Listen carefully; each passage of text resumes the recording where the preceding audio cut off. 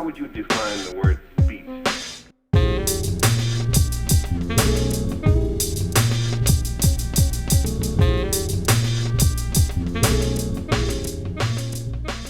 Hi, Mick Feltham here, Obelisk Productions, PK Plobtron.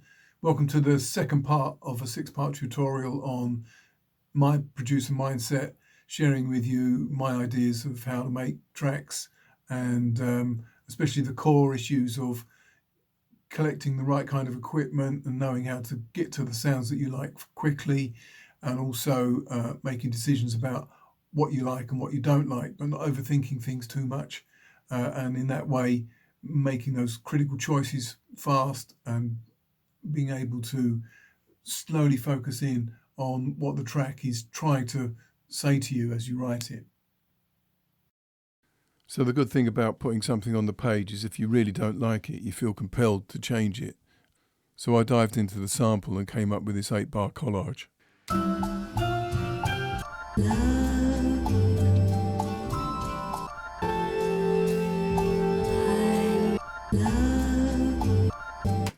So I thought I'd just throw the drums I created for the other part on top of this and see what it sounded like.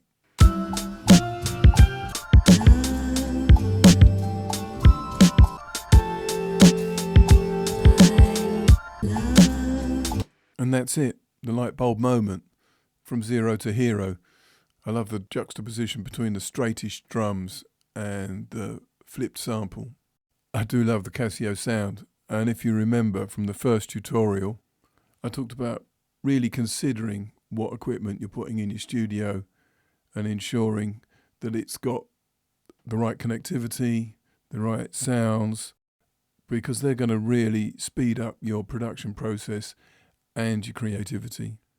And I just knew that that Casio sound was going to fit with that sample. All I needed was a new chord progression.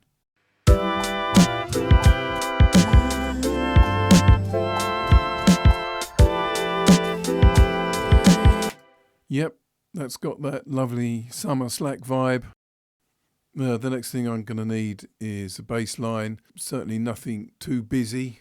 The sample's got so much going on in it that I want something that's deep, simple, and is just going to glue the whole thing together. And this is another case of when you've got the right gear and you've set up your signal path so you can create the right sounds, that your production gets faster. So I've used the JX3P running through the VC3 and into the Akai filter, and I've just used one of the brass sounds and tweaked it with the filter, overdriven it a little bit, and come up with this.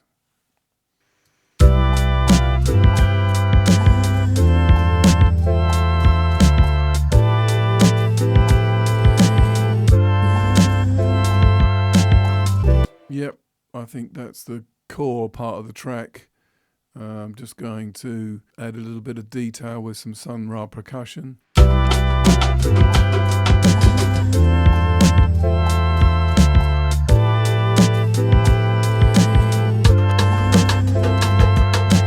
Yep, that's it. That's definitely something that I want to finish, not like the first idea. So I had that first loop I made from the sample and I re-recorded that chord progression with a different Casio tone. Sounded like this. A slightly different bass line.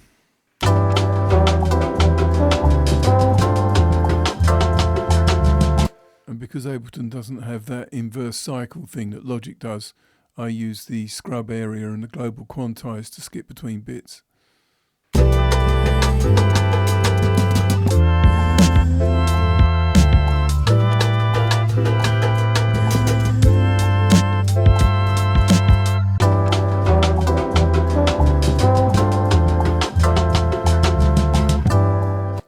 Yep, that's going to work. And then possibly another breakdown.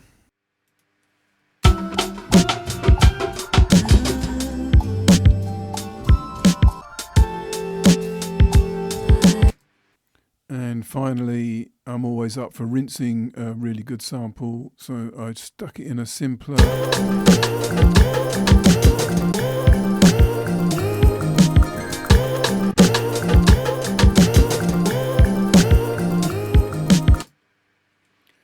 So the main aim with this tutorial is to start talking about the producer mindset and how it links up to that creativity and connectivity, having the right sounds, being able to get to them quickly, coming up with ideas quickly, making choices, rejecting what you don't like, keeping what you do. Now, I know there's plenty of things wrong with the levels and the EQ, but I'm not going to get distracted by that stuff right now. I'm going to tap into that creative energy I've got for the loops and the beats and map it out into a 3-minute song straight away. I know what to do to correct it because I've been through this process so many times now, starting and finishing everything, that I feel confident I can just get in there and tweak that when I need to. But the most important thing right now is to turn a loop into a track. So hopefully you got the idea there where I'm just kind of, making sure I work through everything, but not overthink it. So now I've got those core sounds that I really am feeling quite excited about. I'm going to map those out straight into an arrangement before I get down to any more mixing and processing. Personally, I think that's the key to actually finishing tracks, is not using up energy on detail until you need to get into the detail. See you then.